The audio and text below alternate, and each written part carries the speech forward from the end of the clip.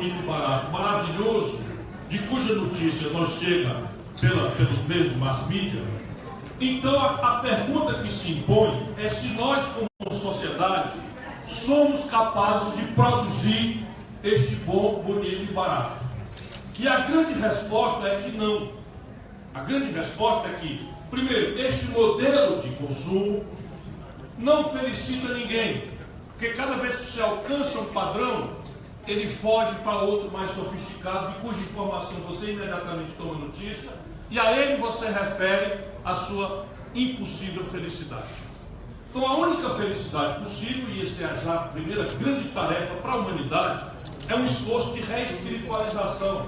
A gente entender que ser feliz não é depredar o planeta, não é possuir um carro individual consumindo combustível fóssil, que é o símbolo máximo desse padrão felicitante de felicidade, padrão felicitante de consumo, e a Terra não aguenta mais. Porém, isso é uma tarefa de mais longo fôlego, de mais longo prazo, etc.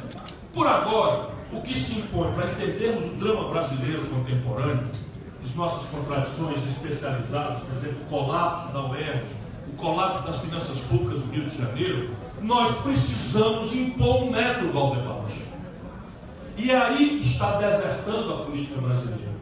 A política brasileira está colapsada porque ela basicamente saiu de um processo em que nós fizemos um consenso, onde esse consenso era possível se nós fizéssemos muito rasa a plataforma. Então a minha geração, por exemplo, esqueceu tudo que é de economia política, arrecadação, imposto, previdência, sistema de juros, etc, etc. Porque se nós fôssemos discutir modelo econômico, que tipo de Estado, que tipo de intervenção o Estado deve, pode ou não convém, ou não deve ter na economia, o dissenso é instantâneo, porque é aí que a humanidade se divide. Tanto mais naquela data do confronto entre as institucionalidades soviéticas e a prevalência do capitalismo vitorioso, junto com as instituições soviéticas na Segunda Guerra Mundial. Portanto, nós, para celebrar a nossa unidade, celebramos essa unidade numa tábua rasa de um temário institucional. Eleição direta, anistia, constituinte, basicamente. A segunda grande emergência já não foi consenso, nós já nos dividimos, que foi o enfrentamento da emergência inflacionária. Tudo isso que a juventude não testemunhou. Porém, o que eu queria ponderar por hoje é que, se for verdade a premissa de que nós descuidadamente estamos induzidos a referir nossa felicidade a um padrão de consumo, de um tal bom, bonito e barato, o que se impõe por agora é perguntar se nós somos capazes de produzir esse bom, bonito e barato. E como eu já disse, a resposta é um sonoro não. Repare bem, essa máquina fotográfica é japonesa, aquele celular é coreano, esta máquina é japonesa, este microfone é norte-americano, as fibras, 80% do valor de um carro aí fora, importado, 78% da química fina do Brasil, dos nossos remédios, vem do estrangeiro, os meios de diagnóstico médico moderno vêm do estrangeiro, as fibras das nossas roupas vêm do estrangeiro, e assim, praticamente tudo deste bom, bonito e barato felicitante vem de fora. Por quê? Porque se eles engabelaram a gente com a mitologia neoliberal da globalização, fragilizando a nossa alma na busca por felicidade no consumo, eles escondem imediatamente a insustentabilidade deste modelo quando a gente pergunta: e as condições de empreender para produzir este bom, bonito e barato, aspas, felicitante, são globais? Aí a resposta é um sonoro e global não. E é isto que eu ando fazendo. Por favor, não me ouçam como candidato. Eu considero homenagens muito generosas as que me foram prestadas pelos companheiros, pela companheira a professora, mas não é hora ainda de nos separarmos na justa separação eleitoral. Nós precisamos impor ao debate como um todo um método, para que a gente tenha a condição de fazer um sincretismo, para que a gente aceite o diagnóstico, para que a gente entendamos juntos a doença E aí vamos brigar por quem tem a melhor terapêutica, quem tem a melhor mão para fazer a cirurgia, se for o caso de cirurgia, e acreditem, é caso cirúrgico muito complexo, o problema brasileiro. Portanto, neste momento, enquanto ainda falta mais de um ano, vamos conversar como nacionais brasileiros. Qualquer que seja a predileção partidária, não está na hora de simpatia, está na hora agora de uma reflexão meio crua, meio desagradável, quase antipática, que é o que eu ando fazendo por aí afora e o que honrosamente me trouxe aqui a convite dos companheiros. A condição de empreender não é global. E eu vou chamar a atenção de três que são muito práticas. E parece economês, mas é o que importa. E nós temos que ajudar o nosso povo a entender. Primeiro, é condição essencial ao ato de produzir, de trabalhar, portanto, de ter emprego, de ter salário, de ter receita pública para financiar com decência a Universidade do Estadual do Rio de Janeiro, ou não. Uma das condições de empreender é a taxa de juros. Por que a taxa de juros tem que ser um assunto popularmente dominado? Eu tentarei explicar para vocês, evidentemente facilitado, porque aqui a média é muito mais qualificada do que a oportunidade do nosso povo. É assim, se uma economia paga por um papel do governo um lucro maior do que a rentabilidade média dos negócios da economia real, sabe, se o lucro do papel do governo é maior do que o lucro da roça, é maior do que o lucro do comércio, ou é maior do que o lucro da indústria, a economia neste ambiente para. E ao parar, não dá emprego, não gera imposto, não paga direitos custeiros do Rio de Janeiro, da UERJ. E a taxa de juros não é global. Desde a crise de 2008, a taxa de juros do mundo é negativa. Ou seja, nos Estados Unidos, na Europa, no Japão ou na China, você toma hoje R$1.000 emprestado no 1º de janeiro, no fim do ano está devendo 930. E no Brasil, esses cidadãos que eu... No Brasil, o custo do governo é de 24%. Quando a rentabilidade média dos negócios, no limite é 6%. Por que a economia para? Simples de entender. Porque se o papel rende mais, como é que eu vou botar dinheiro que eu tenho num negócio que me dá um lucro menor do que eu botando o mesmo dinheiro na moleza do papel me dá mais? E a realidade pior não é essa, é que nós no Brasil temos um baixo nível de formação de capital doméstico. Vivemos adiando a tarefa política de construir a nossa própria poupança. É uma variável de política. A política faz ou deixa de fazer. Ninguém sabe fazer. Ninguém é capaz de fazer. O mercado nem passa longe. E eu já explico o que é. Pois bem, o pior no Brasil é isso. Nós somos uma cada cabeça, uma vocação empreendedora. Porém, se a gente vai tomar dinheiro emprestado, como é que nós tomaremos esse dinheiro emprestado para botar num negócio cujo lucro, cuja rentabilidade necessariamente é menor do que o fim do mês eu tenho que pagar para o banco? Compreende como isso é popular?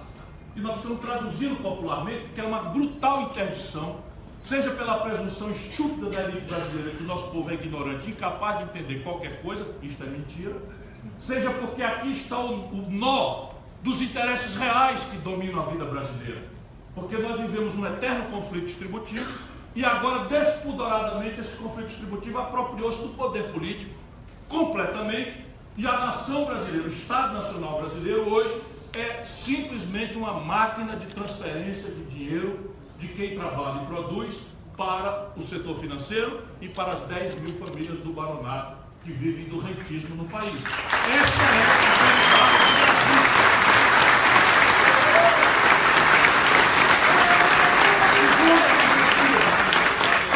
Segunda assimetria, esse tal bom, bonito e barato, cuja ilusão felicitante a gente caiu, ele deriva de sofisticação tecnológica de ponta. A tecnologia tomou tal centralidade nos bens e serviços que nós aspiramos, que não é mais possível sequer imaginar alguém querer consumir uma geração retardatária, tecnologicamente falando. É só a gente imaginar, por exemplo, processar o meu primeiro computador individual, meu primeiro PC, né, foi um 386. Só os mais velhos sabem o que é isso. Um 386. E a internet de escada que eu tinha quando fui morar em Harvard, nos Estados Unidos, ex-ministro, ex-governador, ex-prefeito, ex-deputado 2 vezes, portanto, já não faz tanto tempo. É bem verdade que eu tinha 36 anos nessa data e eu estou fazendo 60. Né? Mas são 34 anos. Em 34 anos, o meu computador era um 386, minha querida amiga Zezé, estou vendo aqui também, nossa companheira. Enfim, e a gente fazia internet de escada que negociava. E tal. E aí eu ligava para a Patrícia e dizia: Patrícia, que fenômeno esse negócio. Em menos de 10 minutos eu tenho a primeira página da Folha de São Paulo no meu computador. Não demora nem 10 minutos, entra linha por linha. Então, quem é que topa? Em nome de um chip verde e amarelo, a gente voltar à velocidade de processamento aos tempos do Clay. Este é um drama, e eu faço brincadeira, mas nós estamos falando aqui dessas essencialidades do viver moderno. Por exemplo, química fina, os nossos remédios, 80% são importados. Por exemplo, microeletrônica, por exemplo, comunicação, satélite, celular, tudo isso quer dizer o seguinte: tecnologia de ponta. E o domínio tecnológico, ao contrário do mito neoliberal, não é global, é intrinsecamente, cada vez mais, pela imposição ao mundo periférico de desenvolvimento retardatário, entre eles o Brasil, restringido por leis draconianas de propriedade intelectual. Entre nós, o senhor Fernando Henrique fez a mais entreguista lei de propriedade intelectual do mundo.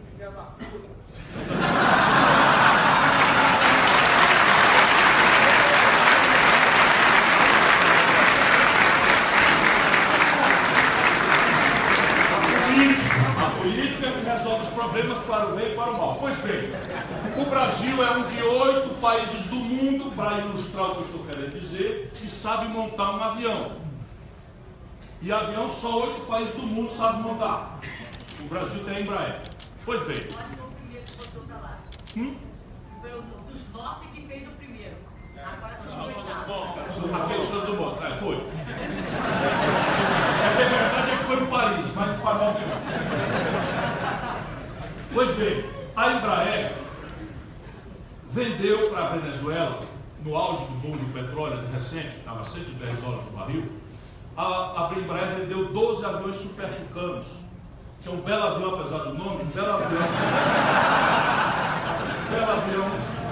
Eu disse que era para falar para todo mundo, Ciro Gomes. Então, e aí saiu no Wall Street Journal que a Embraer estava vendendo esse avião Super Tucano para o Chaves. E aí, no dia seguinte, uma empresa de aviônica americana, que praticamente deve ter um monopólio de uma fraçãozinha lá da aviônica, só que essa fraçãozinha, com ela, eu digo sempre, o avião voa. E sem ela, o avião serve para amarrar jumento, pendurar paletó, então voa.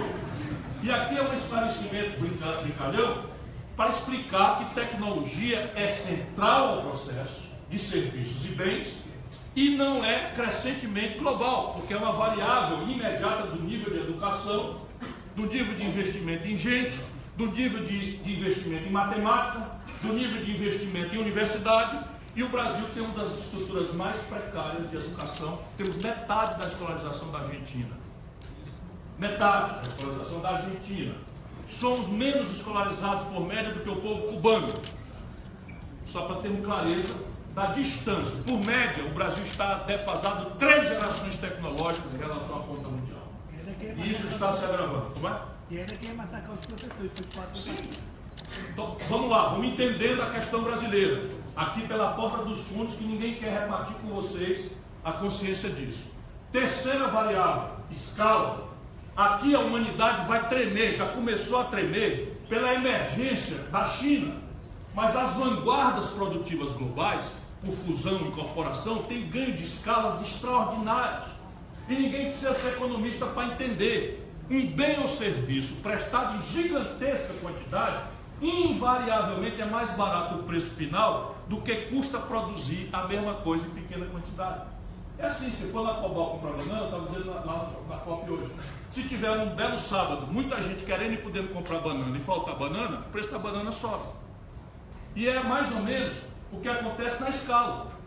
Se eu tiver 1 bilhão de calça jeans por mês para vender no planeta, o custo de produção dessa calça jeans cai para muito barato, eu preciso ganhar meio centavo de dólar por calça, e o preço final dessa calça é mais barato do que custa produzir nas tradições brasileiras, por exemplo, onde 7 em cada 10 empregos, modernamente, 7 em cada 10 empregos são oferecidos por pequenas empresas, que por definição trabalham em pequena escala. Agora vamos juntar queda, coice e cuspir em cima. Na média, o empreendedor brasileiro opera em pequena escala, opera com retardo tecnológico extenso e opera estrangulado no financiamento.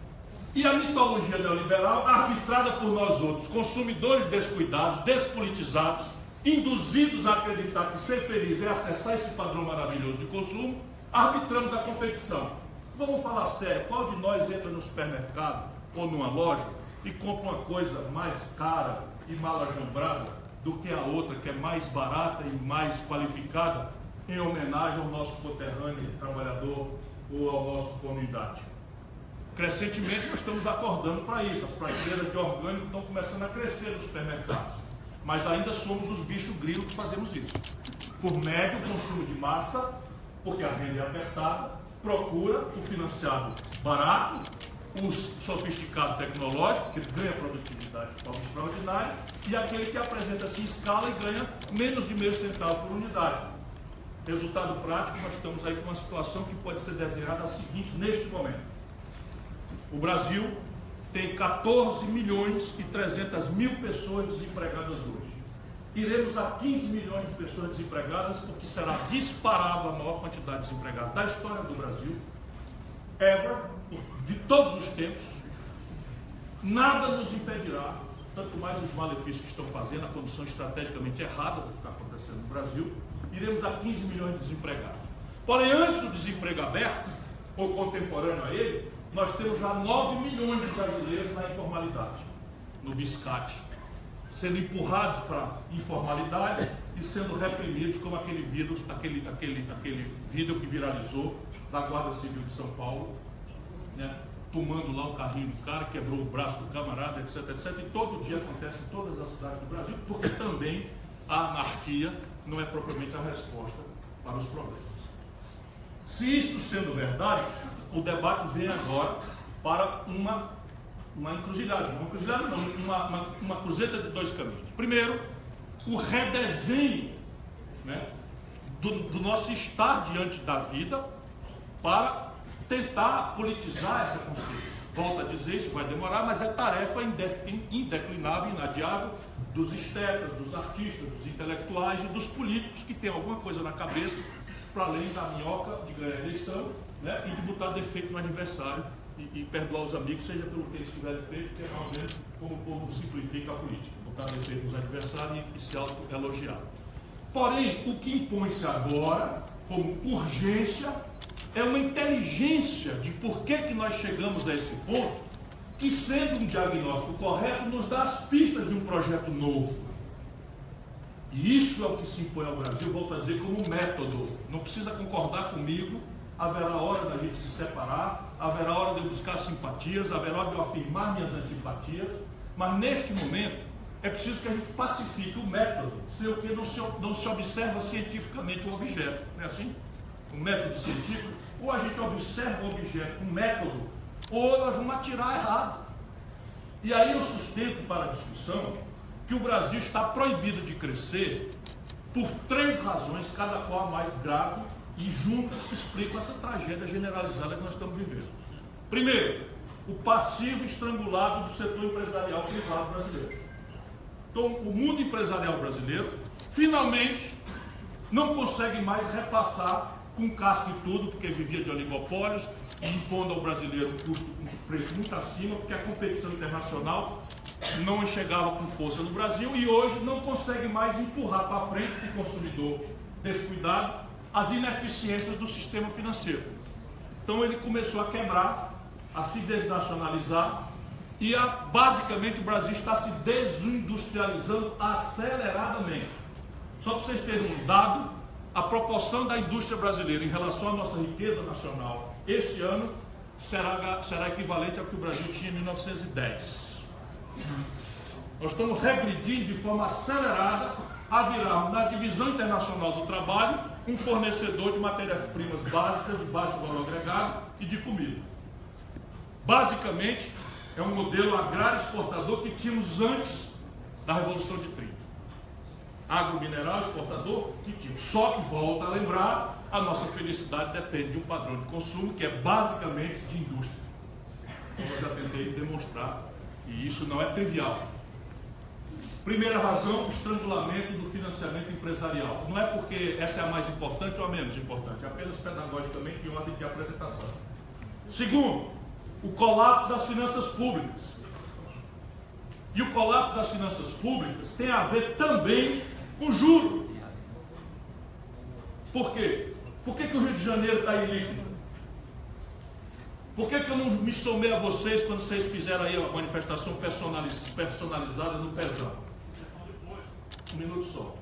Sim, entre outros. O desequilíbrio não é esse. O desequilíbrio básico é o seguinte: a receita pública brasileira está despencando.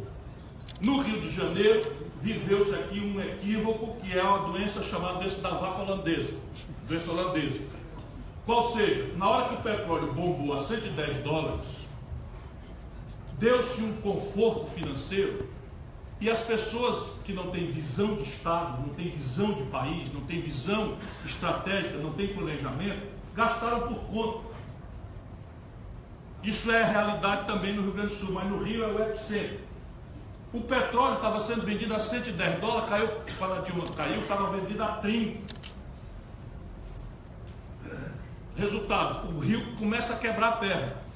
E a política desconsidera tudo, porque a demagogia, a conversa mole, é aqui então, no Brasil todo, mas aqui então é impressionante como é que a sociedade que tem a maior quantidade de intelectuais e artistas por quilômetro quadrado, né, do mundo, né? Eu vivi no Rio 18 anos, fui casado com a Patrícia Pilar,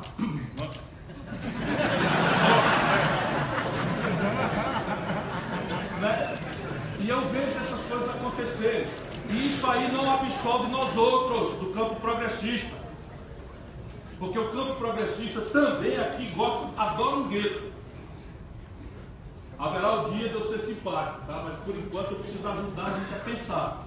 Aqui eu estou como professor. A gente adora um gueto. Eu me lembro que na reeleição do Lula contra o Serra, a Zona Sul em peso votava na Luiz Helena. Alguém lembra da Luiz Helena?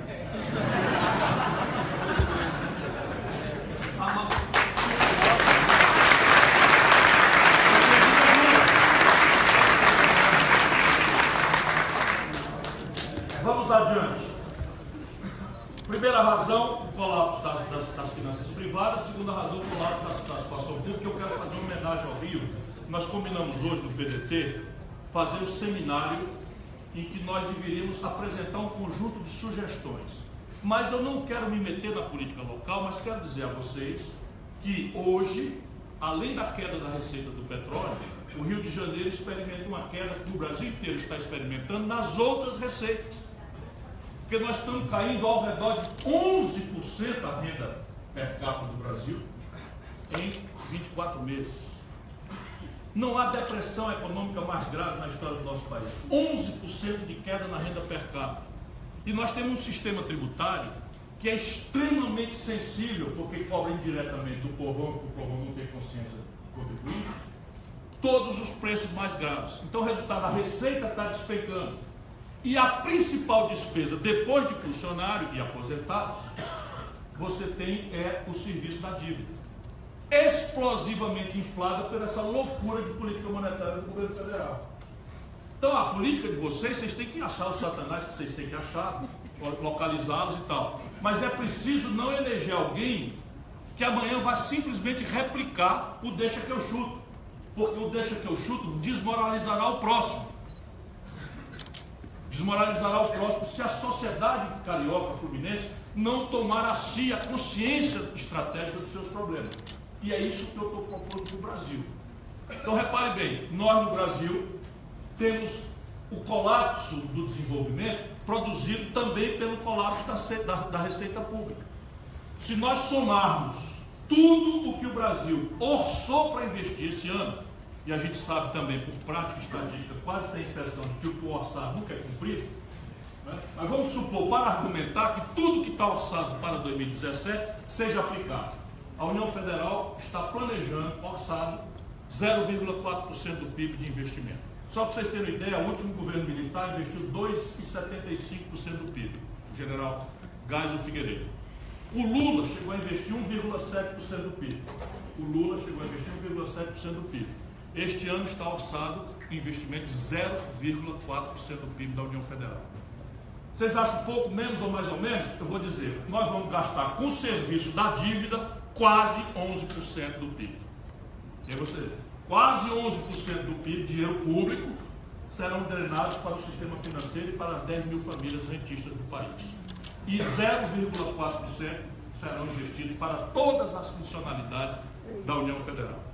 Se somarmos estados e municípios, 17 estados estão com a receita corrente líquida, abaixo da despesa corrente líquida. O Rio de Janeiro é uma das situações trágicas, mas vocês não estão sós.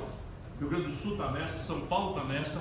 E aí pergunta, por que São Paulo não caiu? Porque São Paulo vive conseguindo tratamento SAFART.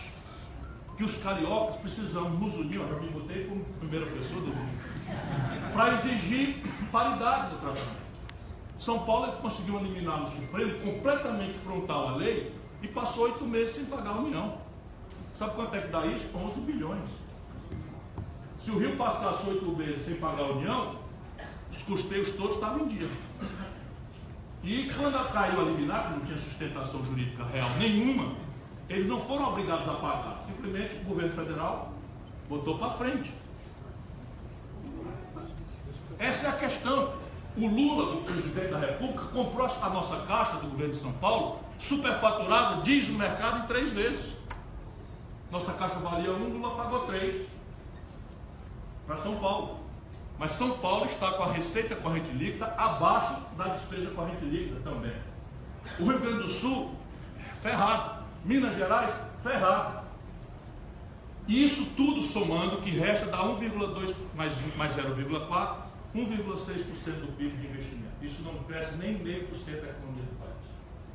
E terceira razão, que é um pouco mais complexa, vocês têm paciência um pouquinho de ouvir, mas isso é onde está o nó. É que o país, anos a fio, prostrado pela mitologia neoliberal, como se fosse ciência boa, ser ideologia de quinta categoria, como está demonstrado na prática de 2008, na grande quebra, e teoricamente ninguém defende mais essa bosta intelectual que venderam para nós. E ainda hoje.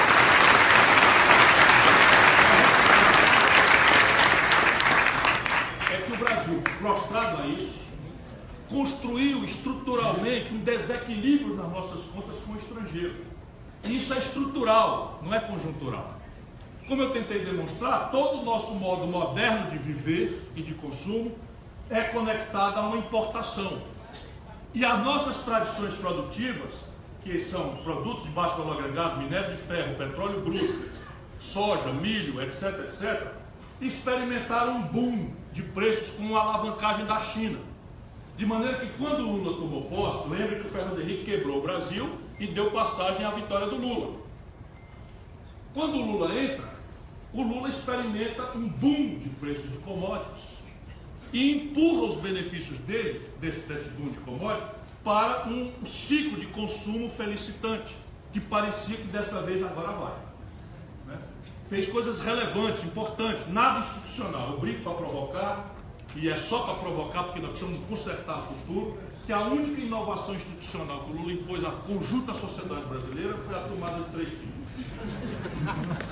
O resto, se o Michel Temer quiser, desfaz tudo. Desfaz o ProUni, desfaz o FIES, como está desfazendo, desfaz o Minha Casa Minha Vida, desfaz o Bolsa Família, não é tão fácil, porque são muitos clientes, né? Mas não está atualizando já desde a Dilma o valor que já teve, o valor real que já teve. Enfim, desfaz tudo, porque não há uma mudança institucional. E esse desequilíbrio externo acontece assim, eu preciso muito que vocês tenham paciência para a gente entender, e enquanto é tempo, enquanto a gente não entra para a superficialidade do foguetório, das musiquinhas, das slow motion na televisão, isso é assim. Quando o Brasil cresce qualquer coisinha de nada, foi a última vez que nós crescemos 2 pontos, no ano 13 com a Dilma. No ano 13 com a Dilma, nós crescemos 2 pontos. Alô? Trocar. Alô?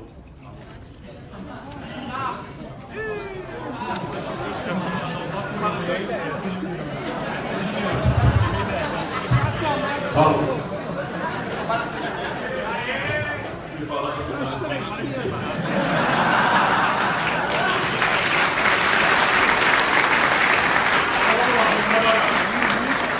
Quando nós crescemos a última vez, um tiquinho de nada, quase 2% ali no ano 13 com a Dilma, se apresentou um desequilíbrio nas contas do Brasil em dólar com o estrangeiro de 124 bilhões de dólares. Rapaz, compra celular, dólar. Compra remédio, dólar. Compra implemento agrícola, dólar. Compra carro, dólar. Porque 80% do carro que está aí fora do valor são importados. O carro é montado aqui, mas 80% do valor embarcado nele são importados. Então, a gente cresce um pouquinho, explode a conta de importados do país, a ser pago em dólar. Com o boom de commodities, minério de ferro, dado quando o Lula tomou posse, 179 dólares a tonelada. Barril de petróleo, 110 dólares. Né? Soja, 300% de crescimento. Milho, 250% de crescimento e tal. A gente meio que empatava o jogo. O que acontece? Quando a Dilma cai, o petróleo está a 30 dólares, os 179 dólares que se recebia pela minério de ferro cai para 38, tudo cai de preço dramaticamente e o buraco na conta externa se apresenta. E aí, isto aqui é a chave da gente entender o stop and go e nós estamos amarrados no Brasil e a armadilha que nós temos que desmontar. Não dá mais para fazer remedinho, puxadinho e curativo. É problema de modelo, é problema estrutural. Veja bem, o que acontece quando a gente desequilibra a conta lá fora? Acontece que há uma pressão por desvalorizar a nossa moeda. Como assim? Eu não tenho nada a ver com dólar. Tem. A gente não compra dólar, tem um repetido, mas a gente come pizza e pão. Pão e pizza é trigo. Trigo o Brasil não produz com suficiência, temos que comprar do estrangeiro em dólar. Se a gente precisava de R$1,75 para comprar um dólar de trigo, e passa a precisar de R$4 para comprar o mesmo dólar de trigo, o preço do trigo sobe e o preço do pão e da pizza sobe. A gente não compra dólar, mas anda de ônibus. O preço do ônibus, o principal insumo da passagem de ônibus é óleo diesel. E o Brasil comete a extrema estupidez de exportar petróleo bruto barato e importar derivados refinados de petróleo caríssimos em dólar que nós não geramos. Resultado, eu precisava de R$1,75 para comprar um dólar de diesel. Agora eu preciso de R$4 para comprar o mesmo dólar de diesel. O preço do diesel sobe, o preço da passagem de ônibus sobe. Eu não compro dólar, mas eu como remédio. 80%, 78% da química fina dos remédios que nós compramos aí nas farmácias, na Piauí, por quê? Importados. Eu precisava de R$1,75 para comprar de R$1,75 para comprar um dólar de paracetamol, de Tilenol. Eu preciso de R$4 para comprar o mesmo dólar de Tilenol, o preço do Tilenol sobe. Resultado prático, quando você tem esse desequilíbrio estrutural na conta externa, qualquer ensaio de crescimento provoca uma fratura exposta e a consequência disso é uma desvalorização da moeda, do real. E como a desvalorização provoca esses aumentos relativos de preço, há uma miragem de inflação e eles atiram nela com taxa de juros, caindo de novo na perversão dos juros. E a taxa de juros sendo mais alta do que a rentabilidade média dos negócios, o auditório inteiro vai tirar 10 na prova, a economia para, conforme já demonstrado. Este filme foi o que derrubou o Fernando Henrique. Em 1998, eu fui candidato a presidente do Brasil como espécie de anticandidato. Era o Lula botando defeito, nunca tinha experimentado o poder, botando defeito, só ele era sério, só o PT era sério, todo mundo era pilantra e tal, não sei o que, o problema era a cadeia para os bandidos, e deixa que eu chuto e tal. E o Fernando Henrique, o real é um milagre, vai resolver o problema, está aí o milagre e tal, ele disse, se não for eu, o real acaba. E eu digo, não é possível que o país vá nessa. Ajudei a fazer o real. Contra o PT contra, eu ajudei a fazer o real. Fui ministro da Fazenda do Itamar Franco. Tem um cédula de real assinadas por mim na data que o Fernando Henrique assinou em março, e o real só entrou em julho. A assinatura dele é falsa. O real não entrou em circulação. A minha não, a minha é verdadeira, que eu estava lá, assinei a cédula ao tempo que elas foram emitidas mesmo. Né? E o Itamar morreu adiando de ter permitido ao Fernando Henrique essa fraude. Mas enfim, quando o Fernando Henrique criou essa situação e esse ciclo de consumismo populista, aspas, felicitante, quebrou o país 3 vezes. E aí, quando veio a desvalorização em janeiro de 98, quando ele assumiu, em 99 de janeiro, quebrou, o Brasil desvalorizou a moeda 42% em 60 dias. Não há um paper na academia internacional que entenda qual é o efeito sobre o dólar sobre a política monetária, sobre a política fiscal norte-americana ou europeia, se uma dessas duas moedas se desvalorizar 42% em 60 dias. Não há um único peso. Portanto, nós estamos sós na nossa realidade. Eu tenho repetido, Adam Smith é Adam Smith, Keynes é Keynes, Hayek é Hayek, temos que lê-los, estudá-los, mas quem quiser entender a realidade brasileira, abra o olho, que aqui é tudo absolutamente único e diferente do que as nossas especialidades.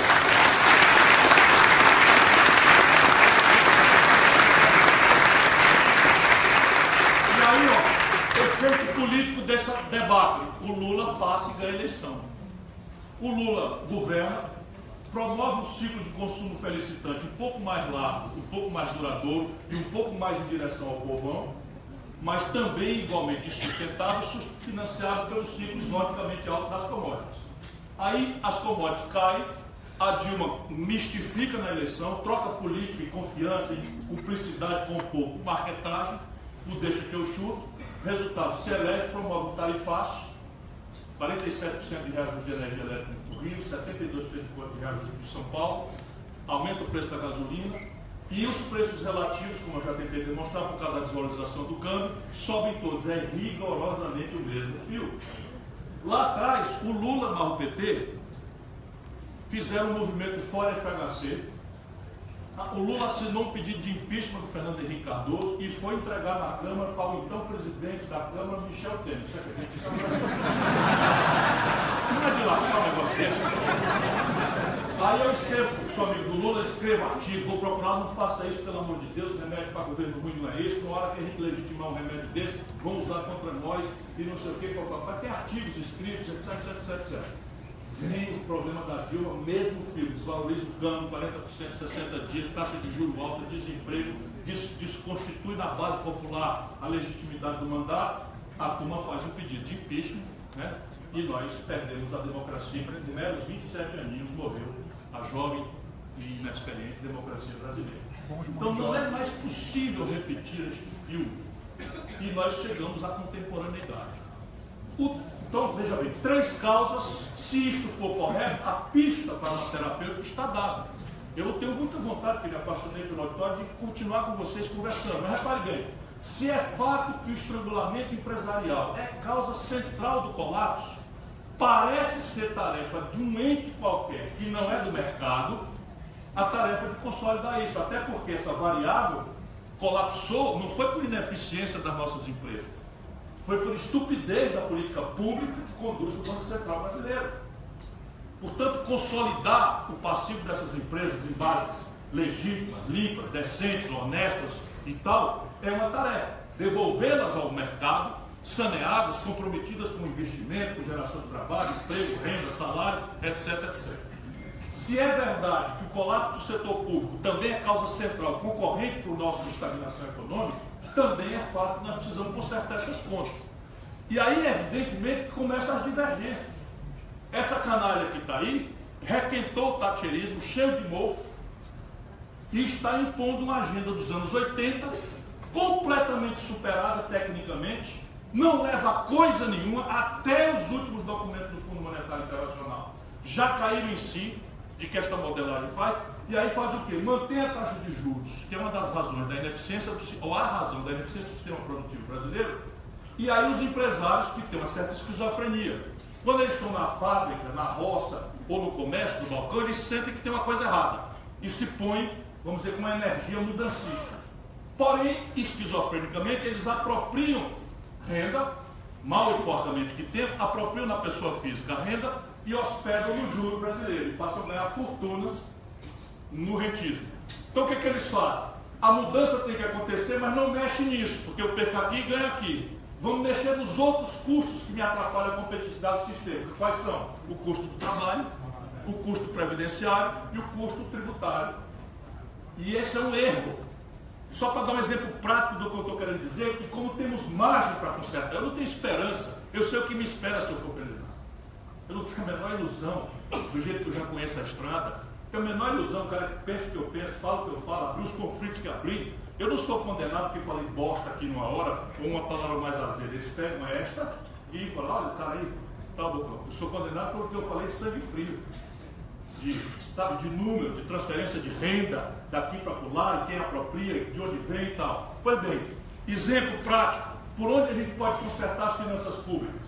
No estado do Ceará, pobrezinho como é, o imposto sobre heranças que a minha turma promoveu lá é 8%. Aqui no Rio é 4%. É assim que é. No mundo inteiro, menos Brasil e Letônia, se cobra imposto sobre lucros e dividendos. Você exonera o investimento. Estônia. Estônia. Eu falei Letônia de novo. É Estônia, já me corrigiram. É questão de Letônia, Lituânia e Estônia. Eu não posso errar de novo. Obrigado pela correção. E eu, assim, corro até o risco politicamente incorreto de dizer que isso não é boa companhia para determinados assuntos. Né? É isso que eu quero dizer, embora tenha muito respeito a qualquer povo do planeta. Mas para este tipo de assunto não parece ser o paradigma internacional. E o Brasil cobrava, o Fernando Henrique revogou. O sistema tributário brasileiro é extremamente regressivo, ou seja, ele cobra muito menos de quem pode pagar mais e muito mais de quem pode pagar menos. E a grande questão aqui é desenvolver uma estratégia para voltar o país a crescer e ganhar escala na arrecadação, mas corrigir o sistema de arrecadação para cobrar mais de quem pode pagar mais e menos de quem pode pagar menos. E nós temos margem para isso, porque a carga está tão alta que é possível você, por dentro dela, mantendo a carga nominal, alterar a estrutura de arrecadação. Evidentemente, isso é um conflito político entre uma minoria informada, organizada, ativa e maiorias desorganizadas, amorfas, atomizadas e induzidas a pensar a política como um pardieiro de pilantra pela novelização do escândalo em horário nobre, diariamente, etc, etc. Porque eles sabem que a única energia capaz de mudar o status quo, o reacionarismo presente, é a política em banho-maria. É a frieza, é a descrença que o jovem está sendo induzido a ter na linguagem da política. Aí vocês se refugiam na internet, escolhendo, faz uns grupos de WhatsApp e tal, e vão resolver o sufoco de viver no país desse jeito, mas tem que ir para a rua, tem que desvirtualizar.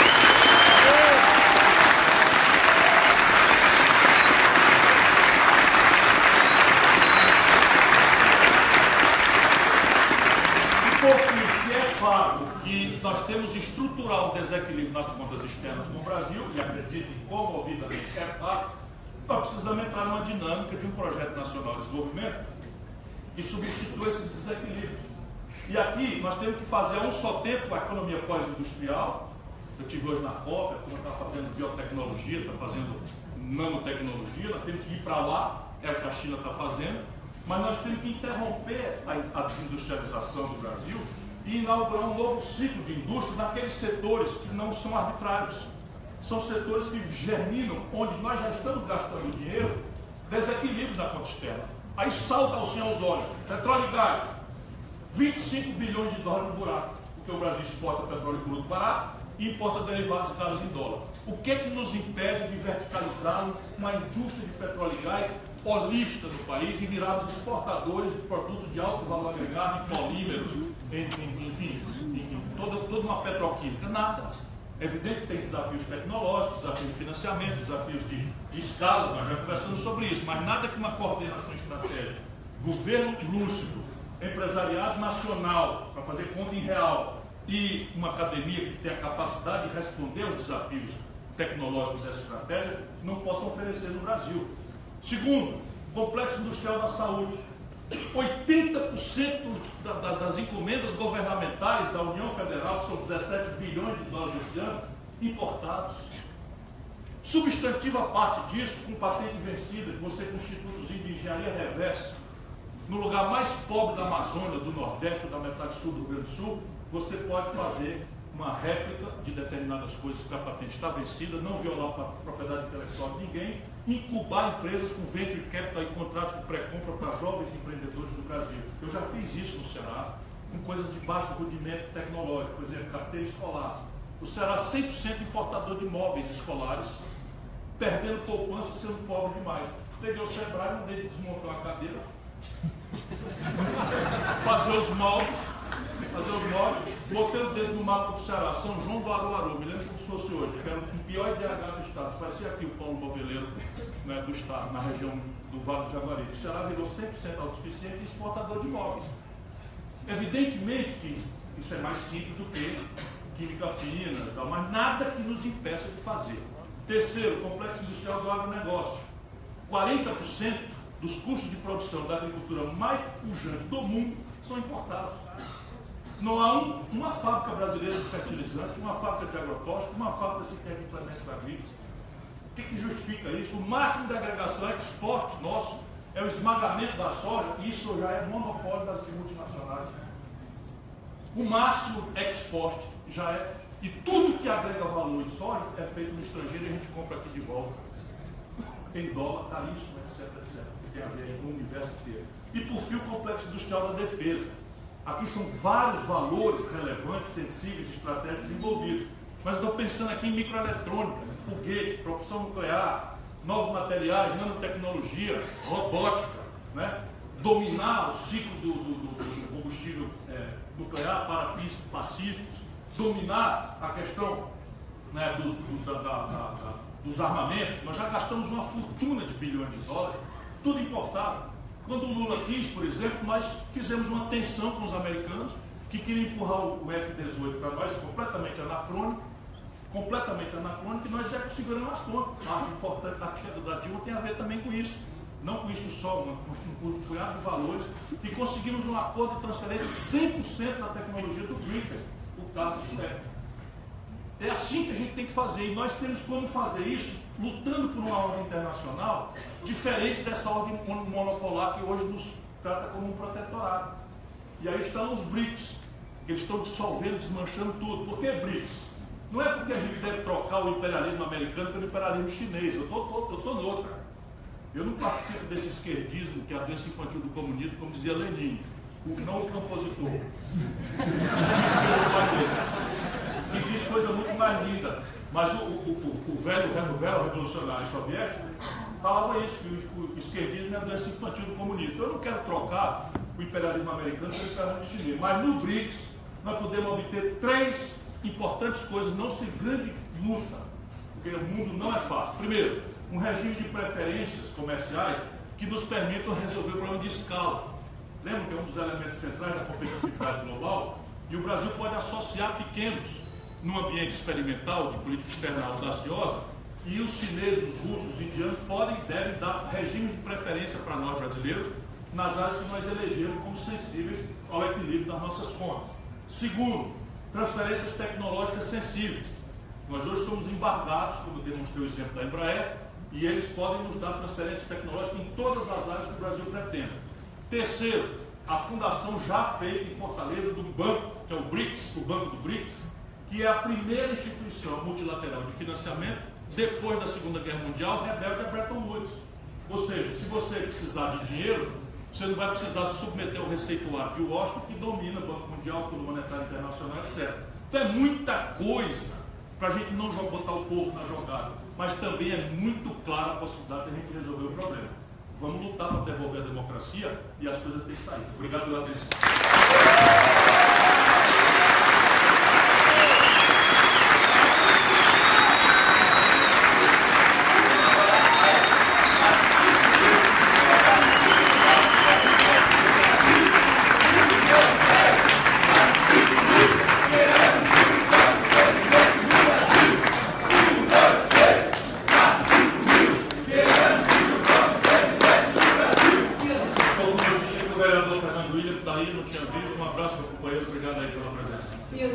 Prefeita, a Lívia, aí tem logo o nome da minha filha, aí já vem querer pelo partido e pelo nome. Ciro, nós vamos para a parte das perguntas agora. Você prefere que eu faça 5 perguntas ou... Melhor individual. Individual? Senão você se livra das perguntas e eu não consigo responder. Então, a primeira pergunta é: Ciro, a corrupção na política brasileira dá bilhão? Dá muito mais do que bilhão.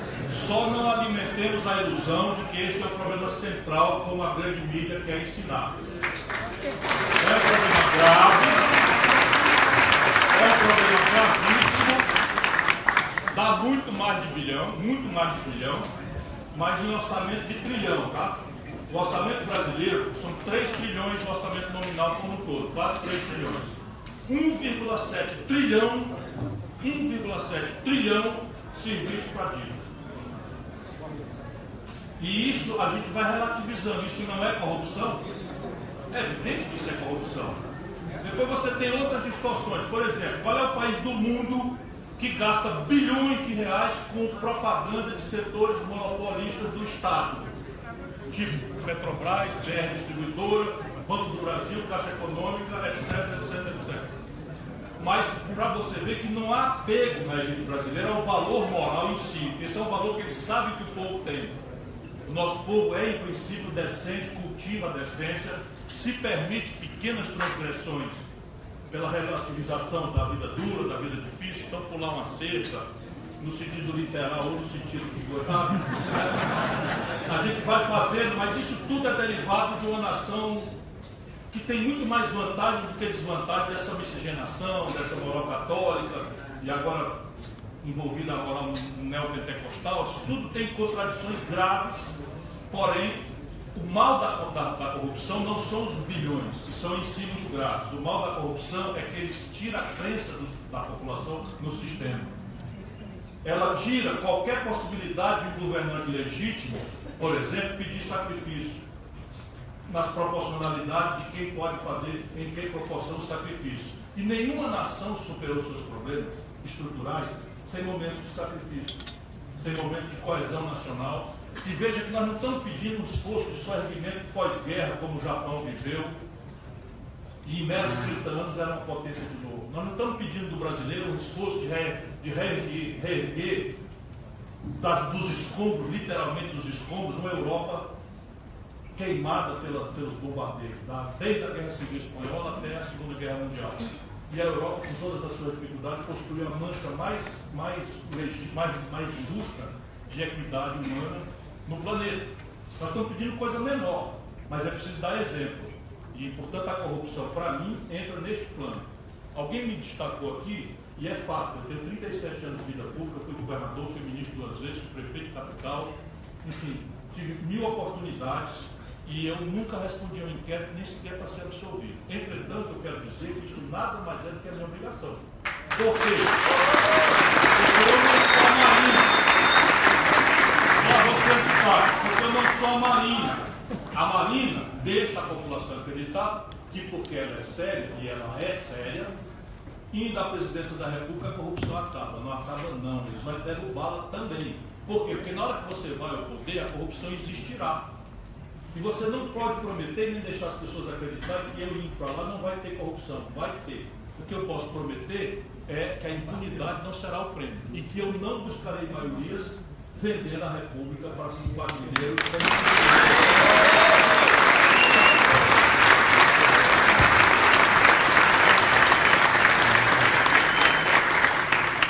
Pergunta agora do companheiro da JSPDT. Vai ter mais moralismo. Quer ver mais um? Eu hoje teria direito a 86 mil reais de 3 pensões mensais vitalícias que as imoralidades brasileiras me dariam aos 36 anos de idade. Ex-governador, ex-prefeito, ex-deputado, constituiu o direito legal de receber essas 3 pensões e o Supremo Tribunal Federal Brasileiro, violentando a lei, recentemente liberou o teto. Então eu teria o meu dele. Nunca aceitei receber. Nunca aceitei receber, só estou contando a história agora para ter moral, para esculhambar essa turma que está fazendo essa tal reforma da Previdência.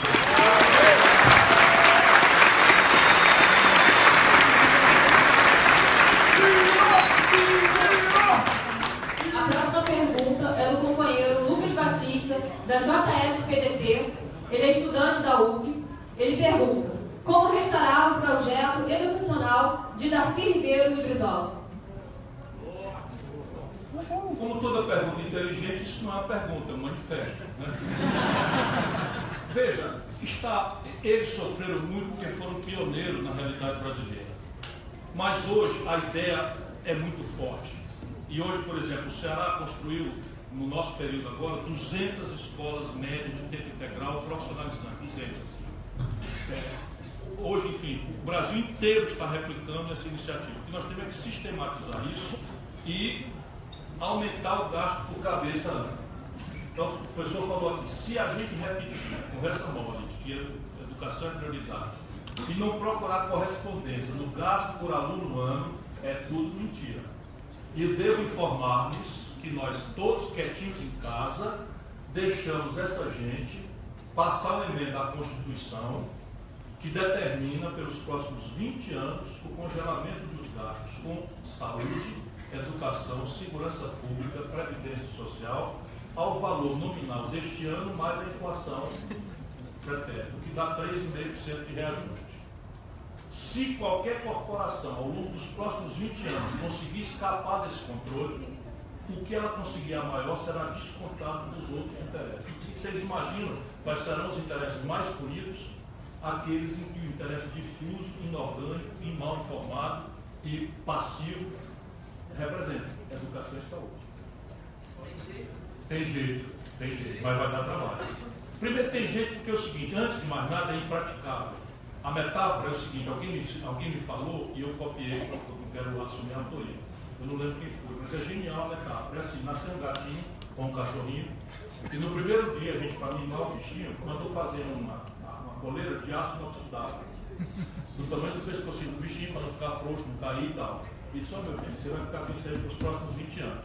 Ou seja, vai degolar o gato, vai degolar o cachorro. Então, é preciso que a gente antecipe isso politicamente, conseguindo, agora repara a tragédia de a gente ficar quieto em casa certas horas. Conseguindo a proeza antiplutocrata de reunir 3/5 da Câmara em duas votações e 3/5 do Senado em 2 votações. Não será fácil. Não será fácil. Mas acontecerá lá na tragédia. Porque nós brasileiros costumamos adiar o enfrentamento se não é, vamos dizer, dialeticamente inteligível. Por exemplo, nosso povo foi à rua porque os valores envolvidos na questão da Previdência são tangíveis, são concretos. E não foi porque não dá para entender. Porque a DRU, que diabo é DRU?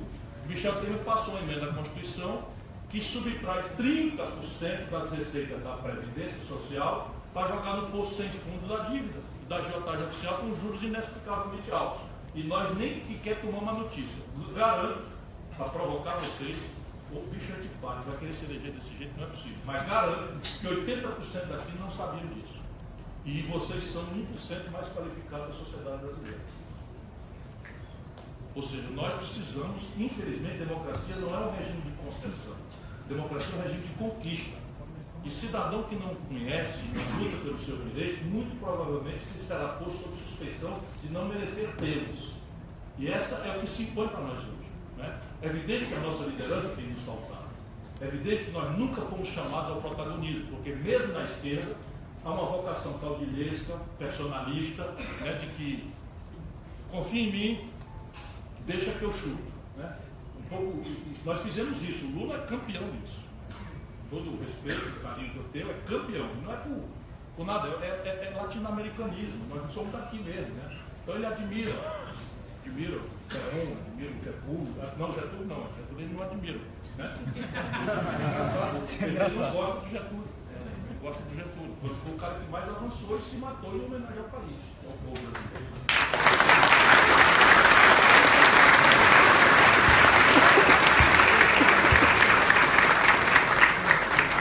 A próxima pergunta é do Alexandre Nogueira, funcionário da Petrobras. Como conseguir recuperar a Petrobras e qual seria o papel do Estado? O papel do Estado em petróleo é essencial. E é só olhar para o mundo. Eu acabei de dar um exemplo aqui que parece piada. Nós privatizamos para ganhar eficiência, eles dizem, e quem comprou foi a empresa estatal da Noruega. Está de brincadeira comigo. Então, repare, no mundo do petróleo, ou são as 7 irmãs, o oligopólio, ou as estatais. Se vocês repararem, acredito que não tiveram oportunidade de ver e tal, mas assim, quando eu estou me preparando para eventualmente participar desse debate, eu sou obrigado a conhecer determinadas coisas. Então, eu acompanhei com lupa o debate na sucessão norte-americana. A Hillary Clinton, ou seja, o Trump não mencionou a palavra Brasil nenhuma vez na campanha inteira, o que é uma brutal ignorância que eu considero fecunda. Deixa a gente quieta, que é uma vantagem grande. Porém, deixa eu abrir um parênteses aqui, que eu ando muito furioso. O Temer, violando uma tradição de 300 anos do Brasil, convidou as Forças Armadas norte-americanas para exercício conjunto com as Forças Armadas brasileiras na Amazônia, na fronteira com a Venezuela. Isto é absolutamente intolerável e dramaticamente grave, sem consultar ninguém, sem conversar. Eu não sei a que interesse está se servindo, porque vai gerar uma tensão na região, tensão que inverte a posição do Brasil, posição mais, não estou planejando brigar com os americanos nem nada, já disse aqui várias vezes. Só que nós nunca fizemos isso porque há uma brutal desconfiança na América Latina com relação à presença americana, por conta das intervenções. Já é história documentada a presença deles em 64, já é história documentada a presença deles derrubando o Allende e instalando a ditadura mais sangrenta do Pinochet, trazendo consultores para ensinar a fazer tortura. Já é presença recente deles em Granada, no Panamá, já é presença importante deles da Nicarágua, no Estado Contras, enfim. Então não é uma desconfiança irrelevante. E aí o que a gente está fazendo? Evidentemente que agora estão usando um mecanismo mais melífluos, né? Minha mãe diria melífluos, meu pai. Não é só que não é hard demais, mas é como um dos outros. Então a primavera árabe, tudo é petróleo. É evidente que eu não tenho nenhuma condição de defender Saddam Hussein, que foi na verdade posto lá por eles, norte-americanos. Não tenho nenhuma vontade de defender o Gaddafi, que também foi muito útil em certo momento para o Ocidente, especialmente para a Itália, ali, mas tudo é petróleo. E o Brasil foi desestabilizado também por petróleo. Eu ia dizendo, falei do Trump, mas a Hillary Clinton disse várias vezes no debate que uma das suas políticas seria independentizar a América do Norte do petróleo do Oriente Médio, que veio se revelando muito custoso, muito sangrento, etc, etc. Ora, onde é que tem petróleo fora do Oriente Médio com suficiência? Um pouco na África, Brasil e Venezuela. E eu acompanho as coisas. Eles recriaram no momento que o Brasil oficializou as reservas do pré-sal, eles recriaram a quinta frota, cujo estacionamento é no Atlântico Sul. A quarta frota. Quinta frota. Quarta frota. Só tem quatro, só tinha três. São cinco, e a quinta está onde? Ok, o fato é o seguinte, que eles montaram um esquema militar aqui nas águas internacionais do Cone Sul, que há um tratado de desmilitarização que eles simplesmente desconsideraram. Então eu estou perguntando por que esse exercício militar na fronteira com a Venezuela, com tropas estrangeiras em território nacional brasileiro. Não atende a nada nem a ninguém dos nossos interesses. Né? Então, se às vezes fosse com a China ou com a Coreia do Norte fizesse isso. Também não é o caso. Eu não quero trocar o imperialismo norte-americano por nenhum outro. Eu não aceito a potência estrangeira fazendo exercício militar no território brasileiro, não, sem entender por quê. Qual é o inimigo hipotético desse exercício?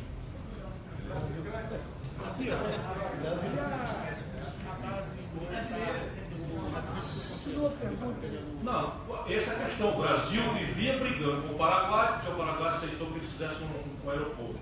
Vivia brigando com a Colômbia, porque a Colômbia aceitou que eles fizessem lá um conjunto de consultores militares. E agora o Brasil vai hospedar um exercício conjunto e tal. Nós estamos jogando 300 anos. O Barão do Rio Branco deve estar revirando.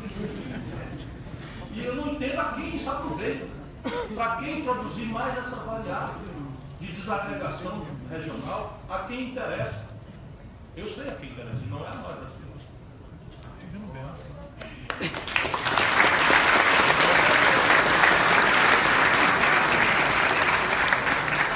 Pergunta do Fernando Mendonça.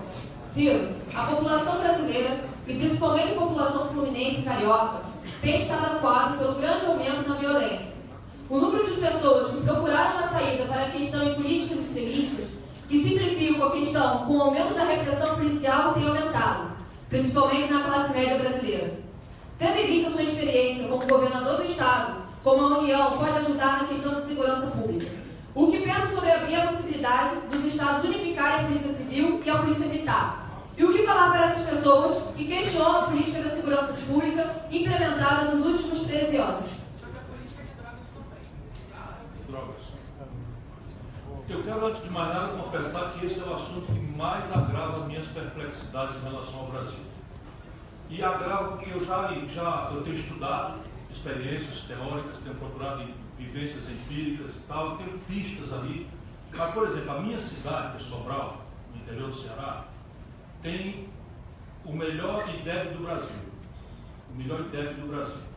Não é uma escola, é o melhor IDEB de todas as escolas. A minha cidade tem uma renda per capita próxima da de Fortaleza, com uma população de 200 mil habitantes. A minha cidade tem 100% de atenção em saúde, 100% de vaga nas escolas, tem 200 mil habitantes, 28 mil estudantes universitários, a renda subiu, conforto, serviços, etc, etc, e a violência exponencializou-se na cidade de um jeito incompreensível. Na esteira do crack, da briga por espaço de coisa, e é uma coisa completamente que me faz ficar perplexo. Porque uma coisa eu já aprendi, e vivo provocando os meus amigos da esquerda, mais tradicional, de que miséria não gera violência. Porque se miséria gerasse violência, o lugar mais violento do Brasil era um lugar chamado Salitre, que é uma pequena cidade no interior do Ceará, na esquina de Pernambuco e Piauí. E naquele lugar tem uma cidade chamada Salitre, que tem metade da renda per capita do Ceará, que por sua vez é metade da renda per capita do Brasil, ou seja, o Salitre tem um quarto da renda per capita do Brasil. Passa 2 anos e meio, sem nenhum homicídio. Eu sustento, voltando àquela premissa da conversa de hoje à noite, e isso é a introdução de um livro que eu estou aguardando um saco para escrever, mas está todo na cabeça, que o que gera violência é a justaposição da pobreza, excitada por essa ansiedade de consumo maravilhosa, os seus elementos iconográficos, símbolo de aceitação do garoto, de êxito social, elemento de aceitação do garoto pelo grupo ou não, etc., a opulência. Essa é a minha hipótese para a compreensão da violência vulgarizada como está. Tenho segurança também já, porque no Ceará nós triplicamos o efetivo policial, criamos um programa chamado Ronda do Quarteirão, que foi imitado por vários lugares, numa ideia de uma polícia comunitária envolvida com cada família de Fortaleza foi visitada pela polícia, com um imã de geladeira, com o telefone da viatura, e, enfim, não aconteceu nada. A um nível com o concurso público acelerado de desemprego muito grande, a Polícia Militar do Ceará provavelmente tem a maior média de nível superior entre as polícias militares do Brasil, que é tudo novo, tudo recente e tudo formado. E a primeira providência que aconteceu foi um motim selvagem na cidade, enfim. Então é uma perplexidade grande. Enquanto a gente chama os especialistas para refletir sobre isso, eu penso que algumas coisas práticas têm que ser feitas. E eu estou propondo algumas concreturas. Por exemplo, federalizar 5 figuras penais incompleto. Federalizar quer dizer Polícia Federal, Inteligência, Polícia Federal, Ministério Público Federal, Justiça Federal, Penitenciária Federal e Lei de Execução Penal diferenciada para esse conjunto de crimes. Né? Basicamente, o crime organizado, entendido lato sensu, o crime contra a administração pública, ou seja, dinheiro, peculato, etc., etc., o narcotráfico, o sequestro. São 5 figuras penais. Eu acho que eu já falei assim. Estou um pouquinho cansado. Enfim, mas são essas 5. E aí, descriminalizar ou criar uma política de desprisão para todas as figuras penais secundárias, descarceramento. Todas. O usuário de droga, por exemplo, acabar com isso de ser crime. Não tem nada a ver com isso. Liquidar essas penas todas e convertê-las em penas alternativas, serviço comunitário, etc, etc. O Brasil agora foi constrangido pelas Nações Unidas a pelo menos 10%. A minha pretensão é um pouco mais ambiciosa. Tirar 30% dos presos para programas de treinamento, reinserção social. E aí, em qualquer circunstância, é preciso criar uma emulação entre os jovens, né, que dê a eles alternativas. Escola interessante, não a escola carente que tem, né, programas em que a premissa do comportamento seja central, e isso tem tido efeito em alguns lugares do próprio Brasil que eu tenho procurado visitar. Sobre droga, é muito legítimo que as pessoas perguntem, mas eu já cometi muitos erros por franqueza. Se eu for candidato a presidente do Brasil, eu tenho que interpretar médias. Então eu posso falar por mim. Eu não vejo o usuário de droga como um criminoso. Não vejo, francamente. Porém, eu não sou candidato a guru de costumes. Porque nas outras vezes todas, e quem quiser só no YouTube, eu não me omiti da opinião sobre nada. Aí consegui a proeza de desagradar a igreja católica, a igreja evangélica, não sei quem, e não ganhei eleição nenhuma no Brasil. E aí eu percebi que eu estou sendo arrogante, vaidoso. Porque, na verdade, se a responsabilidade de servir ao país como presidente tem a grandeza de um novo projeto, eu, evidentemente, tenho que ter humildade, né? não posso ter a arrogância de querer ser um guru de costumes. Qual é a opinião da Marina Silva sobre aborto? Qual é a do Lula? Percebe? A minha está pública, está no YouTube. Só que eu não vou mais repetir porque eu quero ganhar licença.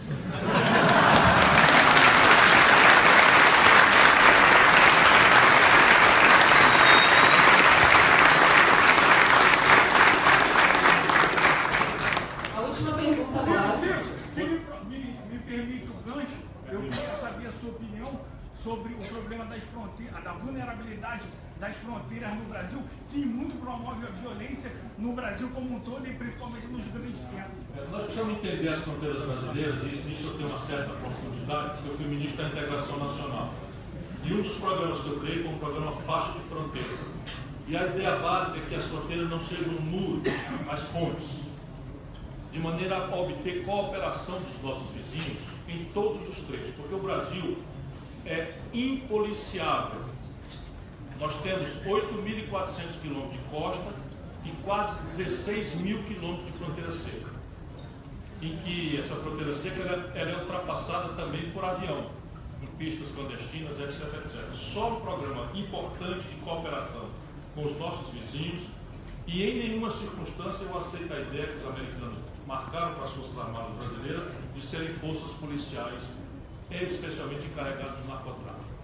E aí você tem um conjunto de coisas. Por exemplo, a primeira atuação que eu fiz diretamente nesse programa foi em Tabatinga, que é a mesma cidade de Letícia, que é, por sua vez, capital de uma província colombiana, e como capital tem todas as franquias. E Letícia é o fim do mundo para o Brasil, que vive olhando para a Europa e para os Estados Unidos de costas voltadas para lá. Então a grande queixa, por exemplo, de Tabatinga, entre outras agendas importantes, mas a queixa que subia, eu tentava fazer de conta que não ouvi, eu tentava evitar, tentei fugir, eu falando de economia, de integração, não sei o que e tal, os caras, doutor, a gente aqui só tem rádio em espanhol. A gente só ouve rádio em espanhol. E tal, eu digo, caramba, eu não posso ser um décimo esclarecido e desqualificar a reivindicação. Eu fui lá, ministro da Integração Nacional, montei uma rádio. Montei uma rádio brasileira, entreguei lá para o bispo, com um coletivo de indígenas e o exército. Então eu montei lá uma engenharia institucional e criei uma rádio, que é a única rádio em português em Tabatinga. Mas é esse tipo de coisa. Aí o que eu chamo de cooperação? Você tem o seguinte, pela política tributária, pela política etc, etc, você tem a fronteira, você sai no Acre, de Epitácio-Holândia, que eu já visitei também, e atravessa a rua, uma ponte, que é um riacho, você atravessa a rua e, acho que é Epitácio-Holândia. Enfim, dos 22 municípios lá que eu conheço 17. E aí ali a gasolina é mais barata. Como lá em Tabatinga também. Então o camarada vai e leva uma garrafa PET, 2, 3, 5, 10, 30 garrafas PET, enche de gasolina lá mais barato e traz para vender em mesas aqui. Aí o Brasil reprime. Quando podia fazer um entendimento e tal. Tem essa postura é que vai permitir que a gente se integre basicamente e transforme o problema, não um problema de fronteira, mas um problema comunitário da América do Sul. É o que eu penso. Mas a fiscalização... Sim, diga, deixa eu falar. Peraí. Mas a fiscalização tem que ser feita em contrabando de armas, narcotráfico e relaxar na questão econômica. Relaxar na questão econômica é irrelevante para um país como o nosso, sabe? O sacoleiro brasileiro que vai para o Paraguai e traz tudo. É irrelevante, completamente irrelevante.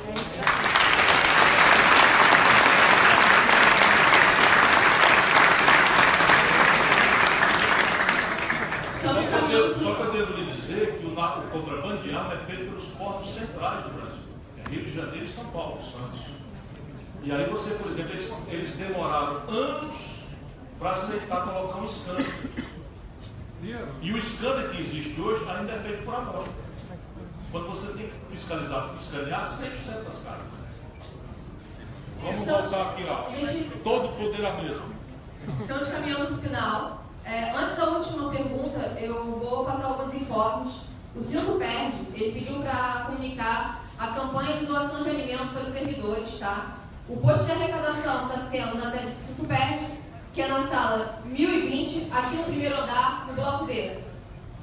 A outra informação é que 10 de maio, às 18h30, no hall do 11, nós vamos ter uma reunião em defesa da UERJ. Então, todos os estudantes aqui presentes são convidados a estar participando.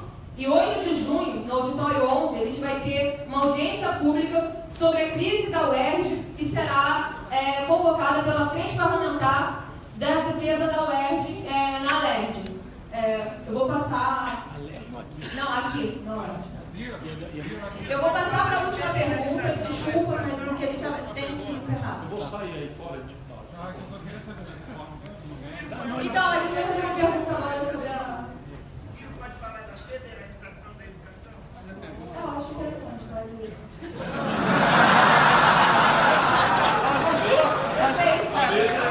A gente tem... Então, podemos fazer das perguntas, então, para finalizar, já que são dois assuntos atuais, né? Que é a reforma da Previdência Trabalhista e a reforma do ensino médio. A pergunta. Eu sustento que o campo progressista brasileiro, e para mim esse campo é muito largo, não é tão estreito, eu acho que o Brasil está maduro, com um grande acordo entre quem produz e trabalha, assentado numa agenda concreta, prática, pragmática, e que comece com uma variável geral que recomende o sentar à mesa desses grupos de interesse ao mundo empresarial, que é uma coisa que não precisa de emenda à Constituição, não precisa de uma lei parlamentar, não precisa de grandes acordos, precisa só racionalidade, mas o momento é uma janela que vai se fechar já, que é trazer a taxa de juros consistentemente para um valor abaixo da rentabilidade média dos negócios. E aí, quando eu trago a taxa de juros para um valor abaixo da rentabilidade média dos negócios, eu vou dissuadir a esquizofrenia de quem está produzindo, acha que está tudo errado. Mas quando hospeda o excedente nas finanças e ganha dinheiro, vai estressar os outros custos, a saber, o custo do trabalho, o custo previdenciário e os custos tributários. Então, se eu trouxer a taxa de juros, isso não depende nem uma lei, nem a emenda à Constituição, nem um grande acordo, a economia brasileira deprimida como está, o mundo praticando taxas de juros negativas, tudo permite que o Brasil faça esse movimento. Tanto que até eles estão derrubando a taxa de juros a 1% a cada dia, mas esperam 45 dias, inovação estúpida de nós, do campo progressista, introduzindo, e o Brasil se arrebentando e a gente coloca a taxa de juros real no mundo. Então, esse é o primeiro movimento. O segundo movimento é criar um fundo estratégico soberano para a consolidação de passivos privados, como eu já demonstrei. Isso, então, nos traz para uma condição em que o país vai ter que recelebrar o seu pacto federativo.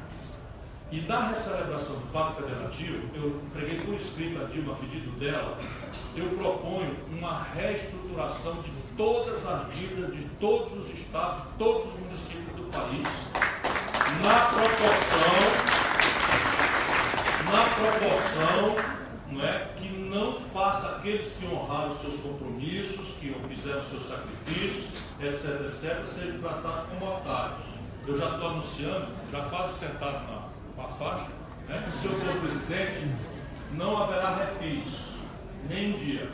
E se eu for reeleito, não haverá refis de novo. Então, quem quiser se relacionar comigo sabe que eu vou, inclusive, criminalizar a sonegação, não com pena pecuniária, mas com pena de cadeia.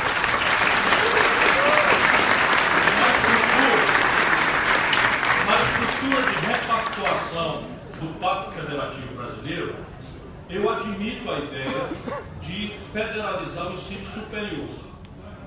Em parte. Você está falando do básico? Não faz sentido na minha cabeça. Eu estou completamente aberto a ideias, mas a minha cabeça não faz muito sentido. Hoje, quando o dinheiro vem federal para os municípios, principalmente para os municípios estados, ele é de um uso absolutamente estéril. E como é que você me faz supor que se a gente centralizar isso, será melhor? Eu acho que, pelo segundo, funciona, as universidades federais funcionam. Porque são 20. Só do Fundeb, do professor, não ser roubado dentro dessa estrutura de repasse, já é muita coisa. Já é muita coisa. Eu não me conformo com essa lógica nossa. Eu compreendo, mas esse realismo eu abomino. a ideia de que a gente vai fazer uma coisa que vai substituir, né, controle social de baixa energia cidadã, que é a tradição brasileira, porque não temos lógica democrática, não temos vivência, não temos treinamento. Por um déspota esclarecido que em Brasília vai resolver nossa contradição, sempre se revelou o vão. Perdão. Eu acho que tudo isso pode ser manualizado. Repare, eu estou hoje testemunhando de perto uma revolução no meu lugar, na minha comunidade, que só foi feita porque nós temos autonomia para fazer coisas inovadoras. E aí é o seguinte, o que nós podemos fazer, e eu advogo, é agravar os controles sociais sobre os repasses federais. Sim. Mas repare, eu defendo todo o redesenho, agravar os controles sociais ou até criá-los em certos casos que não existem. Eu defendo, inclusive, uma lei, eu estou antecipando coisas que, enfim, o antagonismo veio antes, mas assim, eu defendo uma lei, ela está rabiscada de responsabilidade social no Brasil. Eu quero aproveitar safadamente a ideia de ter uma lei de responsabilidade fiscal e pegar a mesma lógica e dizer, agora vai ter também uma lei de responsabilidade social. E ela funciona assim: a Federação Brasileira respeita as autonomias e o princípio é a não intervenção. Porém, em linha com a modernidade, a Federação se reservará a faculdade de intervir nos casos que já estão previstos na Constituição, mais um caso novo, qual seja a garantia de mínimos de desenvolvimento humano, conforme orientado por lei. A lei complementar vai dizer que o Presidente da República, periodicamente, mandará ao Congresso Nacional, por meso-região, micro-região ou macro-região, mínimos de desempenho em indicadores sociais que indiquem e dar outras providências. Aí eu pretendo começar com mortalidade infantil, é uma coisa que me incomoda, porque eu ganhei o Prêmio Mundial de Combate à Mortalidade Infantil, que recebeu esse prêmio na ONU, e escolarização, os indicadores todos, matrícula, evasão e escolarização na idade certa, alfabetização na idade certa. Determinados esses mínimos, respeitadas as especificidades meso-regionais, constatado que não se cumpriu, deflagra-se um processo, inclusive com a autonomia do Ministério Público reivindicar, de intervenções do menor para o maior esforço. Pode ser, se o diagnóstico for falta profissional, falta capacitação, falta dinheiro, se é o menor esforço, mas no fim, se for, o cara está roubando o débito inteiro, aí você faz intervenção, afasta o cara e etc, etc, etc. Isso eu estou pensando em propor. Os trabalhos nessa cidade no IBH, no Estado do Rio de Janeiro. Qual é? Chapéu.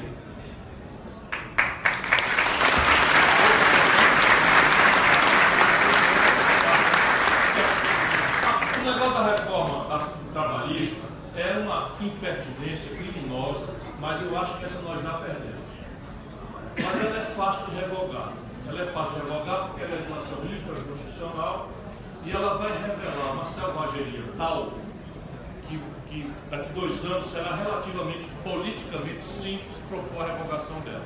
Porque basicamente, você com 14 milhões e 300 mil desempregados, 9 milhões na informalidade, você dizer que vai prevalecer o negociado sobre o legislado, criando uma categoria que nenhum lugar do mundo pratica, isso é uma excrescência completa que transforma o trabalho numa mercadoria, sujeita a livre mercado de oferta.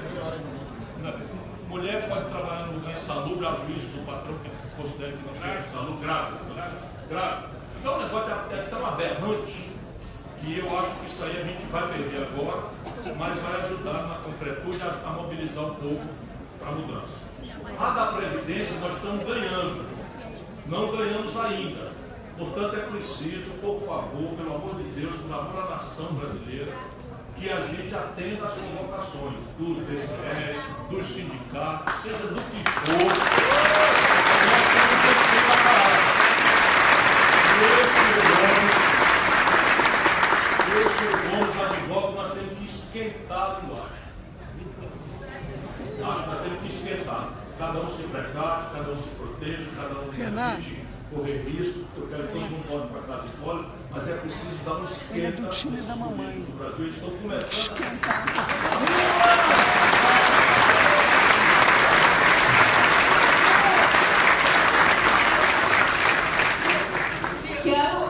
Uma questão, sabe, que uma questão, esquentar a linguagem.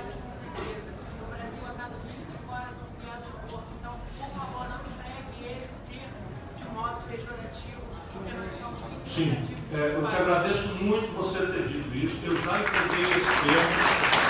Eu já entreguei esse termo. Só que eu quero lhe dizer que aquilo foi mentira, eu não falei.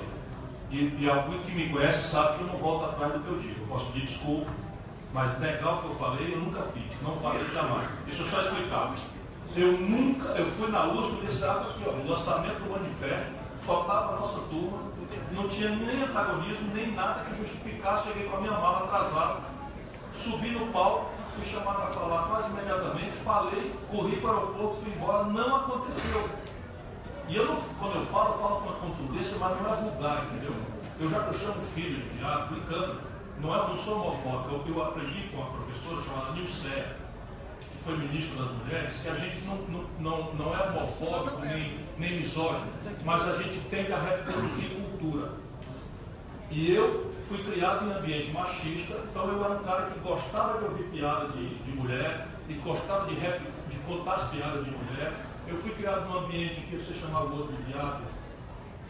Ó, amigos, não quer dizer nada, nem muito longe de mim ser intolerante, homofóbico e tal, mas eu percebo, e eu agradeço a você a oportunidade de explicar, eu percebo que você fazer isso na minha posição reproduz cultura.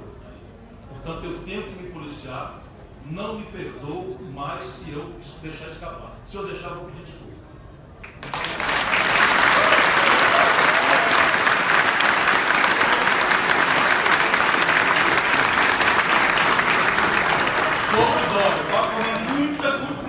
Sobre o Dória, é um farsante. Toda a fortuna dele vem de lobby, tráfico de influência e dinheiro público dos governos do PSDB de São Paulo e de Minas Gerais. Esses piqueniques de barão que ele promove, tudo é financiado por dinheiro público e da banca para ele fazer lobby. Isso é o que eu penso dele. O cara se apresentar como não político, era prefeito de Fortaleza, ele era presidente da Embratur e foi corrido de lá por corrupção. Então eu falo claramente o que eu penso dele. Agora, não falei aquilo, jamais. Como você vê, é tudo muito mais grave do que eu penso. O pessoal do MPF inventa. É claro. E ele contratou esses grupelhos, e foi criado na internet. Se você procurar a origem, você não vai achar. Nunca trabalhou na vida, não, você vai. Mostrou a carteira profissional, parte na frente.